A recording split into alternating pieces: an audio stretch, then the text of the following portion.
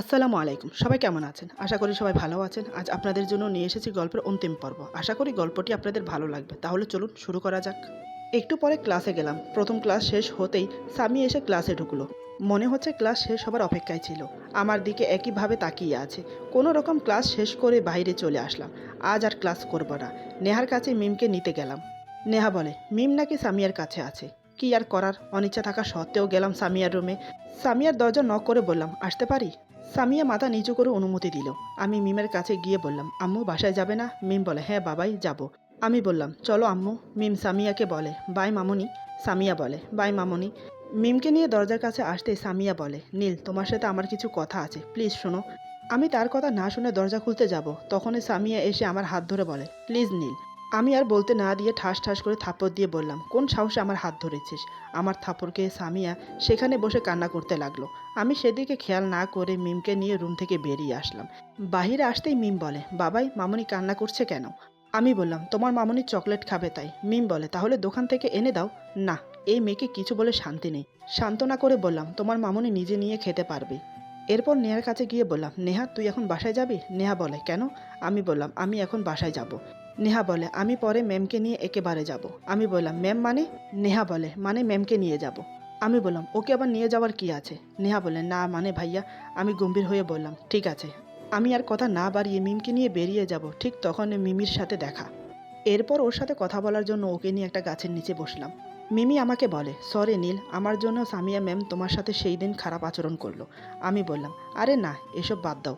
ট্যুরে কেমন সময় কাটালে তাই বলো। মিমি বলে, ভালোই কেটেছে, কিন্তু তোমার জন্য খারাপ লাগছে। আমি বললাম, কেন? আমার জন্য খারাপ লাগার কি আছে? মিমের মাথায় হাত বুলিয়ে রীতি দিতে বলে, আমার জন্য সেদিন তুমি সেখান থেকে চলে আসলে। আমার জন্য ম্যামের সাথে তোমার সম্পর্কটা আবার নষ্ট হয়ে গেল। আমি মুচকে হেসে বললাম, আরে না, যেটা ভাগ্যে আছে সেটাই হবে। সেই দিন আসার কারণ হলো, পরের দিন অফিসে মিটিং ছিল। কথা বলতে বলতে হঠাৎ নজর পড়লো ক্যান্টিনের দিকে। দেখি সামিয়া, নেহা আর নেহার কিছু ফ্রেন্ড বসে আছে। ওরা সবাই খাচ্ছে, কিন্তু সামিয়া আমার দিকে বিষণ্ণ মনে তাকিয়ে আছে। মনে হচ্ছে চোখ দিয়ে যে কোনো সময় ঝর্ণা প্রবাহিত হবে। আমি সামিয়াকে কষ্ট দেওয়ার জন্য মিমির সাথে আরও বেশি করে হেসে হেসে কথা বলতে লাগলাম। মিমি বিষয়টা বুঝতে পেরে বলে, আমি জানি নীল তুমি ম্যামকে এখনও ভালোবাসো, কিন্তু বলছো না, কারণ আরও কষ্ট দিতে চাও। তবে এত বেশি করো না যাতে আবার। মিমির কথা শেষ হতে না দিয়ে বললাম, ও কিছু না, এটা সামান্য কিছু। আচ্ছা ভালো থেকো, বাসায় যাব। এরপর বিদায় নিয়ে বাসায় আসলাম। তারপর লাঞ্চ করে বাবা আর মেয়ে একসাথে ঘুমিয়ে পড়লাম। বিকেলে নেহার ডাকে ঘুম ভাঙলো। নেহা বলে, ভাইয়া ও ভাইয়া ওঠো। আমি ঘুমের ঘোরে বললাম, কি হয়েছে বল। নেহা বলে, ভাইয়া নিচে সামিয়া ম্যাম দাঁড়িয়ে আছে, ওনার ব্যাগপত্র অনেক ভারী, তুমি এসো সাহায্য করবে। আমি বললাম, কি? এই বলে লাফ দিয়ে উঠে বসি। মেজাজটা বিগড়ে গেল। আমি রাগে কটমট করে বললাম, আমাকে কি কুলি মনে হয়? আমি এখানে থাকতে দিয়েছি বলে আমাকে এসব করতে হবে? আমি পারবো না, প্রয়োজনে এখান থেকে চলে যেতে পারে, আমি এসব করতে পারবো না। নেহা বলে, প্লিজ ভাইয়া যাও একটু। আমি বললাম, ওহো, কোথা থেকে যে এসব ঝামেলা আসে। আচ্ছা চল। এরপর বাইরে এসে দেখি সামিয়া দাঁড়িয়ে আছে, আমাকে দেখে মুচকি হাসছে। আমি কিছু না বলে ব্যাগ নিয়ে আসতে যাব, হঠাৎ সামিয়া পা মুচকে সিঁড়ি থেকে পড়ে যায়। আমি খেয়াল করিনি। পড়ে গিয়ে পা ধরে কান্না করতেই বুঝতে পারি কিছু একটা হয়েছে। পিছন ফিরে দেখি সামিয়া পড়ে গেছে। এত বড় মেয়ে নিজেকে সামলাতে পারে না। আমি মুচকি মুচকি হাসছি। নেয়া বলে, ভাইয়া তুমি ব্যাগ নিয়ে দাঁড়িয়ে আছো, এদিকে দেখো ভাবি পড়ে গেছে। আমি বললাম, কি বললি ভাবি? তোর আরেকটা ভাই আছে নাকি? নেহা বলে, ভাইয়া এখন মজা করার সময় না, ম্যামকে রুমে নিয়ে যেতে হবে। আমি বললাম, তো আমি কি করব? নেহা বলে, কি করবে মানে? ম্যামকে পাজা কোলে করে রুমে নিয়ে চলো। আমি বললাম, আমি কি ম্যামের বডিগার্ড নাকি? কখনো বলবি ব্যাগপত্র উঠাতে, আবার কখনো বলবি ম্যামকে উঠিয়ে রুমে নিয়ে যেতে। এসব আমি পারবো না। নেহা বলে, আহা ভাইয়া কেন এমন করছো? দেখো না ম্যাম ব্যথায় খুব কষ্ট পাচ্ছে। নেয়ার কথায় আমি সামিয়ার দিকে তাকিয়ে দেখি চোখ থেকে জল পড়ছে। আমি বাধ্য হলাম সামিয়াকে পাজা কোলে করে রুমে নিয়ে যেতে। সামিয়াকে নিয়ে উপরে উঠতে উঠতে বিড়বিড় করে বললাম, যত সব ফাজলামি, বাসায় থাকতেও দিতে হবে, আবার কোলে করে রুমে নিয়ে যেতে হবে, তারপর তার ব্যাগ বহন করতে হবে, থাকতে দিয়ে যেন ঘাট হয়েছে। এদিকে সামিয়া পিছন ফিরে তাকিয়ে নেহাকে চোখ টিপি দেয়। আমি সেটা লক্ষ্য না করলেও সামিয়ার মুখে হাসি দেখে বুঝতে পারি এটা ওদের চালাকি। একটু আগে মেঝেতে বসে পা চেপে ধরে কান্না করছে, পায়ে নাকি ব্যথা পেয়েছে, আর এখন দেখো কোলে চড়ে মুচকি মুচকি হাসছে। দাঁড়াও দেখাচ্ছি মজা। সামিয়ার জন্য বরাদ্দ ঘরে গিয়ে খাটের উপর ছেড়ে দিলাম। হঠাৎ ছেড়ে দেওয়াতে সামিয়া কোমরে ব্যথা পায়।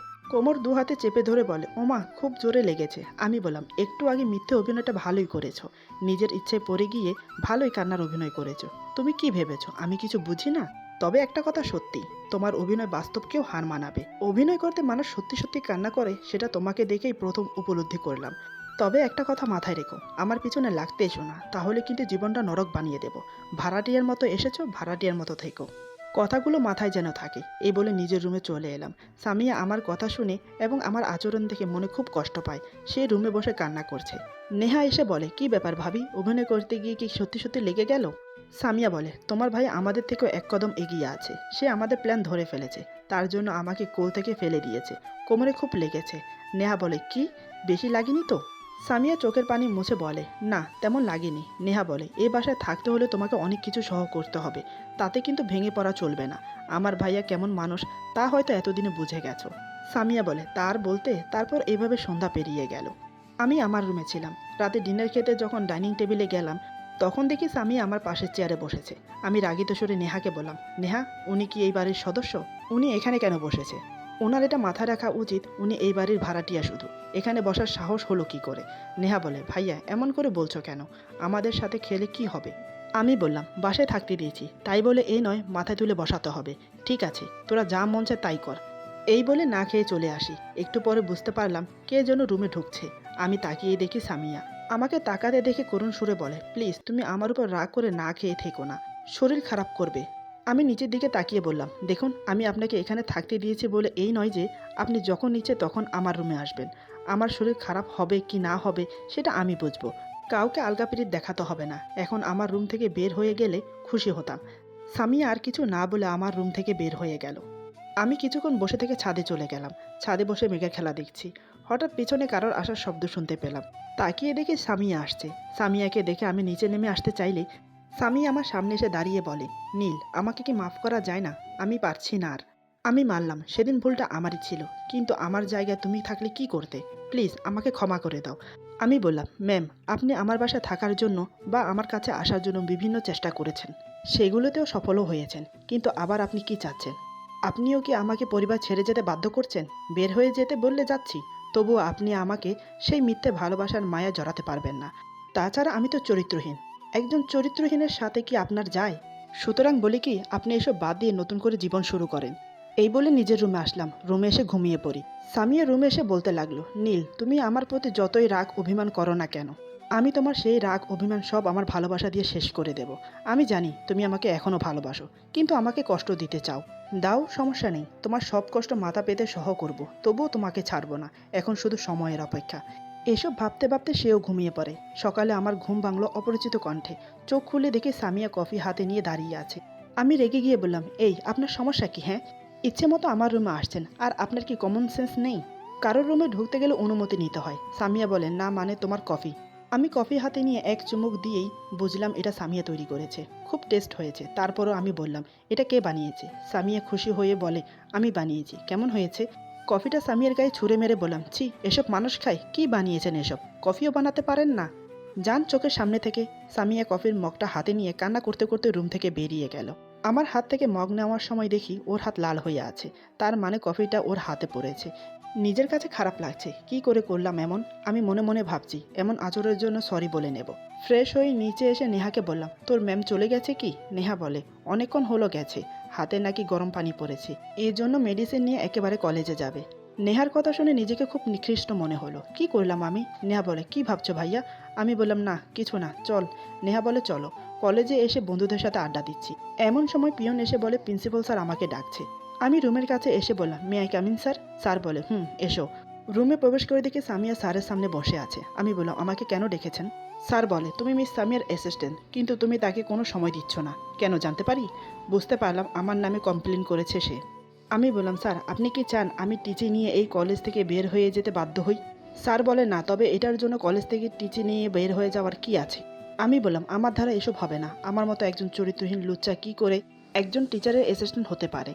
তারপরও তিনি আবার, ম্যাম, আমি সেই দিনই আপনাকে বলেছি আমি কোনো টিচারের অ্যাসিস্ট্যান্ট হতে পারবো না, কিন্তু আপনি আমাকে জোর করে অ্যাসিস্ট্যান্ট হতে বাধ্য করেছেন। আমাকে ক্ষমা করবেন। আপনি যদি জোর করেন আমাকে, তাহলে আমি বাধ্য হব কলেজ ছাড়তে। এই বলে চলে এলাম। মেজাজটা বিগড়ে গেল। যার জন্য দূরে থাকতে চাচ্ছি সে আমাকে তার দিকে টানছে। ভাবে কি নিজেকে? এদিকে আমাদের দুজনকে নিয়ে পুরো কলেজ জুড়ে সমালোচনা চলছে। মান সম্মান আর থাকলো না। দিব্যি তো ছিলাম আমি। এভাবে চলতে থাকে দিন। একদিন বন্ধুদের সাথে আড্ডা দিচ্ছি। আড্ডা দিতে দিতে রিয়াদ বলে, দোস্ত ম্যাম মনে হয় তোকে সত্যি সত্যি ভালোবেসে ফেলেছে। আমি বললাম, এটা ভালোবাসা নয়, এটা হলো আবেগ, যেটা কয়েকদিন পর শেষ হয়ে যাবে। সাকিব বলে, কিন্তু নীল একটা বিষয় ভাব, ম্যাম অন্য কাউকে অ্যাসিস্ট্যান্ট না করে তোকেই করলো। আবার ট্যুরে যাওয়ার সময় বাসে তোর পাশে মিমিকে দেখে কি বিহেভ টানাই করলো। আর ক্লাসে তো সবসময় তোর দিকে তাকিয়েই থাকে। এখন এটাকে তুই যদি আবেগ বলিস তাহলে তো ভুল হবে। আমি বললাম, আমি এসব কথা শুনতে চাচ্ছি না। ইকবাল বলে, ঠিক আছে, কিন্তু একটা কথা তুই আমাকে সত্যি করে বলবি? আমি বললাম, হ্যাঁ বল। ইকবাল বলে, তোর সাথে ম্যামের কি সম্পর্ক? আমি বললাম, মানে কি বলতে চাচ্ছিস তুই? ইকবাল বলে, মানেটা খুব সহজ। সেই দিন কক্সবাজার বিচে ম্যাম যখন তোকে মিমের সাথে দেখেছিল, তখন তোকে বলেছে তুই আগেও চরিত্রহীন ছিলি, এখনও আছিস। আবার তোকে লুচ্চও বলেছে।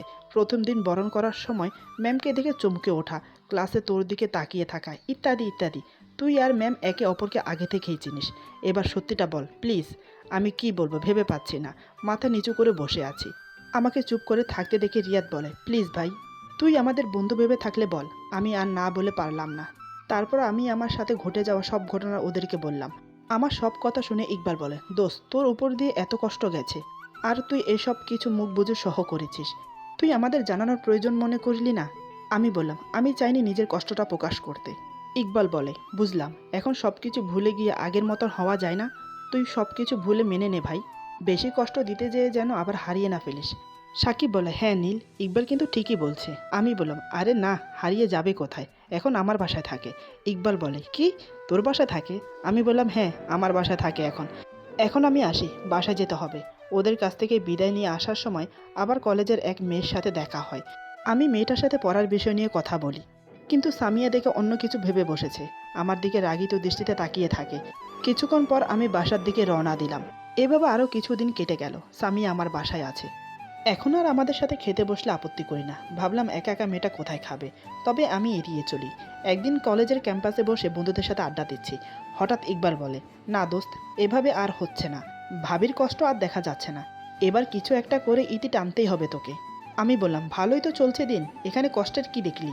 সাকিব বলে, না দোস্ত, অনেক হয়েছে, আর কষ্ট দিস না, তাহলে কিন্তু বেশি হয়ে যাবে। আমি বললাম, ঠিক আছে, তোদের কথা মেনে নিলাম, তবে ওকে পরীক্ষা দিতে হবে। তিনজন একসাথে বলে ওঠে, কি পরীক্ষা দিতে হবে? আমি ইকবালের কাঁধে হাত রেখে বললাম, যা করতে হবে তোকেই করতে হবে। ইকবাল বলে, কি করতে হবে বল? আমি বললাম, তুই এখন ম্যামের রুমে গিয়ে ম্যামকে প্রপোজ করবি। আমার কথা শুনে ইকবাল দুপা পিছিয়ে গেল। ইকবাল বলে, তুই কি পাগল হয়েছিস? আমি করব প্রপোজ, তাও আবার ম্যামকে? আমি পারবো না। আমি বললাম, আরে কিছু হবে না, আমরা তো আছি তোর সাথে নাকি? ইকবাল বলে, আমার ভয় হচ্ছে। আমি বললাম, যদি তুই ম্যামকে প্রপোজ করতে পারিস তাহলে আজ আমি ট্রিক দেবো, যা বলবি তাই খাওয়াবো। ইকবাল বলে, সত্যি বলছিস তো? পরে কোনো আবার কেটে পড়বি না তো? আমি বললাম, আরে না না, যা বলবি তাই খাওয়াবো, বাজি ধরলাম। ইকবাল বুক ফুলিয়ে বলে, ঠিক আছে তাহলে চল। আমরা তিনজন ইকবালের পিছু নিলাম। সামিয়ার রুম থেকে কিছুটা দূরে দাঁড়িয়ে আছি, তবে জানালা দিয়ে সামিয়ার টেবিল দেখা যাচ্ছে। ইকবাল ভয়ে ভয়ে সামিয়ার সামনে গিয়ে দাঁড়ালো। সামিয়া বলে, কি ব্যাপার, কিছু বলবে? ইকবাল বলে, একটা কথা বলার ছিল। কি করে যে বলি? সামিয়া বলে, যা বলার নির্ভয়ে বলো। ইকবাল বলে, আসলে ম্যাম আমি আপনাকে ভালোবাসি, আই লাভ ইউ। সামিয়া উঠে দাঁড়িয়ে বলে, হোয়াট? ইকবাল বলে, সত্যি ম্যাম, আমি আপনাকে ভালোবাসি। সামিয়া ঠাস করে একটা থাপ্পড় লাগিয়ে বলে, আবার বল দেখি। ইকবাল বলে, আমি আপনাকে ভালোবাসি। সামিয়া আরেকটা থাপ্পড় মেরে ইকবালের কলার চেপে ধরে বলে, তোর সাহস তো কম না? ইকবাল এবার ভয় পেয়ে যায়। সে গালে হাত দিয়ে বলে, আসলে ম্যাম আমার কোনো দোষ নেই, নীল আমাকে বলতে বলেছে, সে আমাদের সাথে বাজি ধরেছে। সামিয়া রুম থেকে বেরিয়ে এসে আমার কলার চেপে ধরে টেনে ওর রুমে নিয়ে যায়। তারপর ওদের তিনজনের মুখের উপর দরজা লাগিয়ে দেয়। আমার কলার ছেড়ে দিয়ে কান্নায় ভেঙে পড়ে। সামিয়া বলে, আমি কি এতটাই তোমার অযোগ্য হয়ে গেছি, যার জন্য তুমি আমাকে এত কষ্ট দিচ্ছ? প্রথম যেদিন তোমাকে এখানে দেখেছি আমি কতটা পরিমাণ খুশি হয়েছি তুমি জানো? তোমাকে নিজের করে পাওয়ার জন্য আমার অ্যাসিস্ট্যান্ট বানিয়েছি। 3 বছর ধরে কলেজ ট্যুর বন্ধ, তোমার সাথে সময় কাটানোর জন্য ট্যুরের ব্যবস্থা করলাম। তোমার বাসায় গিয়ে থাকা শুরু করলাম। তোমার শত অবহেলা অত্যাচার মুখ বুজে সহ করে নিলাম। কিন্তু এখন তুমি সীমা লঙ্ঘন করেছো, আমাকে নিয়ে বাজি ধরেছো। আমি কি বাজির বস্তু? আমি কি এতটাই খারাপ? আমার জায়গায় তুমি থাকলে তখন তুমি কি করতে? ঠিক আছে, আমি চলে যাব তোমার জীবন থেকে। আমি কিন্তু তোমাকে সত্যিই ভালোবেসেছিলাম। এই বলে চোখের পানি মুছতে মুছতে চলে যাচ্ছে। আমি পেছন থেকে হাত ধরে টেনে বুকে জড়িয়ে নিলাম। তারপর বললাম, কোথায় যাবি তুই আমাকে ছেড়ে? আমিও যাব তোর সাথে, সে অচিনপুরে অজানা পথে। হাঁটবো দুজন একসাথে 2 হাত ধরে। ভালোবাসি তোকে আমি, কেন বুঝিস না? আমার কথা শুনে স্বামী আমাকে জড়িয়ে ধরে কান্না করতে করতে বলে, তাহলে আমাকে এত কষ্ট দিলে কেন? আমি ওর চোখের পানি মুছে দিয়ে কপালে একটা কিস দিয়ে বললাম, সরি জান পাখি, আর কখনো দেব না। এখন শুধু সুখ দেব বলেই ওর ঠোঁটে আমার ঠোঁট চেপে ধরলাম। প্রায় 10 মিনিট পর ছেড়ে দিলাম। সামিয়া হাঁপাতে হাঁপাতে বলে, যা দুষ্ট, এতক্ষণ কেউ করে? আমি মুচকি হেসে বললাম, তাহলে একটু শিখিয়ে দাও। সামিয়া বলে, এখন নয়, বিয়ের পরে। আমি ওর দিকে এগোতে এগোতে বললাম, ওরে বাবা, তাই নাকি? সামিয়া বলে, এই একদম ভালো হবে না কিন্তু। আমি আবার সামিয়ার কোমর জড়িয়ে ধরে বললাম, বিয়ের আগে কেন নয়, আর একটু দেই না। এমন সময় জানালা দিয়ে আমার বন্ধুরা বলে, আরে ভাই, আরেকটু না হয় বিয়ের পরে একসাথে দিস। এখন দরজা খুলে বের হয়ে আয়, আমাদের ট্রিক দিবি। তোর জন্য থাপ্পড় খেতে হয়েছে, তাও উসুল করব, বাহিরে আয়। সামিয়া লজ্জা পেল। আমি বললাম, তোরা না ডিস্টার্ব করার আর সময় পাস না। এক এক সময় ভাবি তোরা বন্ধু নাকি শত্রু, দিলি তো সব কিছু মাটি করে। ইকবাল বলে, তোকে এখন এমনি বের হতে হবে, কারণ প্রিন্সিপাল স্যার আসছে। সামিয়া বলে, কি, মামা আসছে? এই কথা শুনে আমি অবাক হয়ে গেলাম। মামা আসছে মানে? ওরা বলছে প্রিন্সিপাল স্যার আসছে। সামিয়া তাড়াতাড়ি দরজা খুলে দেয়। প্রিন্সিপাল স্যারের সাথে সবাই রুমে প্রবেশ করে। সামিয়া বলে, আসলে তোমরা হয়তো জানো না, ইনি আমার মামা হন। তারপর প্রিন্সিপাল স্যার বলে, নীল, আমি তোমার সম্পর্কে সব জানি। সামিয়ার কাছ থেকে আমি সব শুনেছি। চিন্তা করো না, আমি রাজশাহীতে ফোন করে দিয়েছি, রাতে সবাই আসলো বলে। আমি বললাম, সবাইকে মানে স্যার? স্যার বলে, তোমাদের বিয়ে দিতে হবে না, তাই সবাই আসছে। আমি বললাম, কিন্তু স্যার আমার ফ্যামিলি তো জানে না আমি এখানে আছি। স্যার বলে, ওইসব আমি সব ম্যানেজ করে নিয়েছি, ও নিয়ে তুমি ভেবো না। কথায় আছে না, সব ভালো যার শেষ ভালো তার। তোমার বেলাতেও তেমন হয়েছে, রাতে কথা হবে, সবাই আসুক। আমি তো সব শুনে রীতিমতো অবাক। এরা দেখি আগে থেকেই সব কিছু সমাধান করে রেখেছে। একটু পর স্যার চলে গেল। ইকবাল বলে, তোর জন্য থাপ্পড় খেতে হয়েছে। সামিয়া বলে, সরি দেবরজি, আসলে আমি ঠিক বুঝতে পারিনি, আমাকে মাফ করে দাও। ইকবাল বলে, আরে ভাবি, এখানে মাপ চাইতে হবে না। তারপর আমাকে বলে, তুই চুপ করে দাঁড়িয়ে আছিস কেন, ট্রিক দিবি না? আমি বললাম, আমি এখন ট্রিক দিতে পারবো না, পরে দেব, এখন আমি সামিয়াকে নিয়ে ঘুরতে যাব। নাহিদ বলে, এটা বললে চলবে না, তুই আমাদের সাথে না থাকলে কি হয়েছে, আমাদের টাকা দিয়ে দে, আমরা নিজেরাই খেয়ে নেব। আমি বললাম, ঠিক আছে, বল কত দিতে হবে। ইকবাল বলে, 5,000 টাকা দিতে হবে। আমি অবাক হয়ে বললাম, কি, 5,000 টাকা দিতে হবে? দেখ ভাই, একটু কম কর না। সাকিব বলে, না ভাই, কম হবে না, পারলে আরও বেশি দিতে হবে। সামিয়া বলে, ঠিক আছে, আমি দিচ্ছি। এই বলে সামিয়া টাকা বের করে দেয়। আমি বললাম, আরে তুমি দিচ্ছ কেন? আমি দিচ্ছি তো। সামিয়া বলে, কোনো সমস্যা নেই। এরপর টাকা নিয়ে ওরা চলে গেল। আমি বললাম, চলো আমরা কোথাও যাই। তারপর আমরা দুজন একটা পার্কে ঘুরতে গেলাম। একটু ঘোরাঘুরি করে বাসায় চলে আসি, কারণ আজ দুই ফ্যামিলি এক হবে, আমাদের বিয়ের তারিখ ঠিক হবে। দেখতে দেখতে সন্ধ্যা হয়ে গেল। একসাথে দুই গাড়ি করে দুই ফ্যামিলি এলো। আমার মা, বাবা, ভাইয়া, ভাবি সবাই আমাকে ঘিরে ধরেছে। আমার মা কান্না করতে করতে বলে, তুই কেমন আছিস বাবা? মায়ের কথা কি একটুও মনে পড়ে না? আমি বললাম, সবার কথা মনে পড়ে প্রতিনিয়ত, কিন্তু কি করব, আমার হাত পা যে বাঁধা। এই নিয়ে দুই ফ্যামিলি আমাকে অনেক শাসালো, তোমার এমন করা উচিত হয়নি, মা বাবা যতই রাগ করে বের করে দিক, মা বাবাকে কষ্ট দেওয়া ঠিক হয়নি, আরও নানান প্রশ্ন। এটা কেউ ভাবছে না বিনা দোষে আমাকে কি করেছে তারা। যাই হোক, আমাদের বিয়ের তারিখ ঠিক হলো আগামী শুক্রবার। দেখতে দেখতে শুক্রবার চলে এলো। আজ আমাদের বিয়ে। আমার ভাবি খুব সুন্দর করে সাজিয়েছে সামিয়াকে, দেখে চোখ সরাতে পারছি না। কোনো ঝামেলা ছাড়াই বিয়েটা সুন্দরভাবে হয়ে গেল। আজ আমাদের বাসর রাত। সামিয়া আগে থেকেই বসে আছে, আমার জন্য ওয়েট করছে। আমি যাবার সময় ভাবি আমার বোন, আমার বন্ধুরা পথ আগলে দাঁড়ালো। এমনি নাকি আমাকে যেতে দেবে না, যাওয়ার বিনিময়ে টাকা দিতে হবে। অগত্যা, আর কি করা, ওদের পরিমাণ চাহিদা মিটিয়ে রুমে প্রবেশ করলাম। রুমে প্রবেশ করতে সামিয়া এসে আমাকে সালাম করলো। তারপর দুজন নফল নামাজ আদায় করলাম। সামিয়া বসে আছে, আমি তার পাশে বসে আছি। আমি পকেট থেকে একটা নেকলেস বের করে ওর হাতে দিলাম।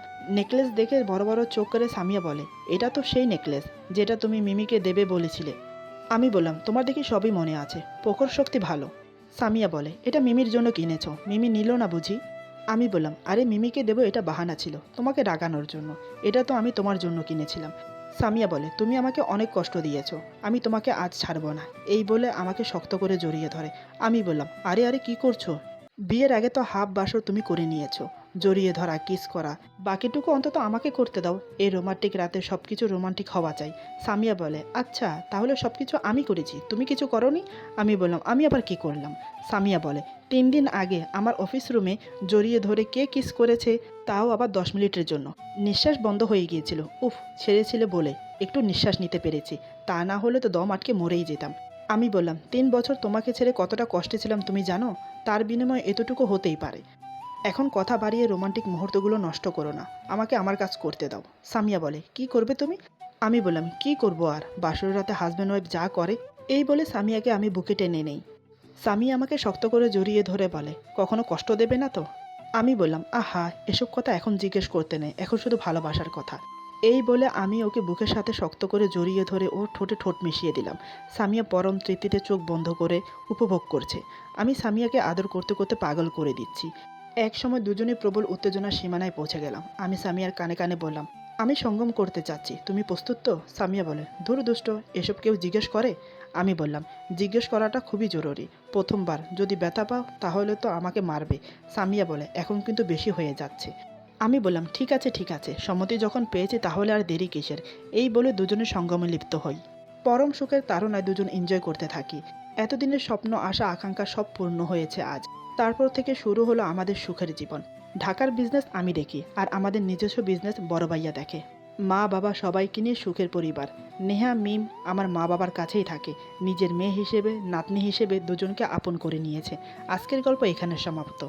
একটা গল্প লিখতে হলে সব কিছু সাজিয়ে লিখতে হয়, তার জন্য হয়তো গল্পটা অনেক লম্বা হয়ে যায়। আমি যদি প্রথম আর শেষ নিয়ে আর মাঝখান থেকে কিছু নিয়ে গল্পটা লিখি, তাহলে গল্পটা কী দাঁড়ায়? প্রেম হলো, ঝগড়া হলো, আবার মিল হলো, তাহলে তো শেষ। এর ভেতরে কী বোঝানো হলো সেটাই তো বুঝবেন না। আশা করি আপনারা আমার কথা বুঝতে পারছেন।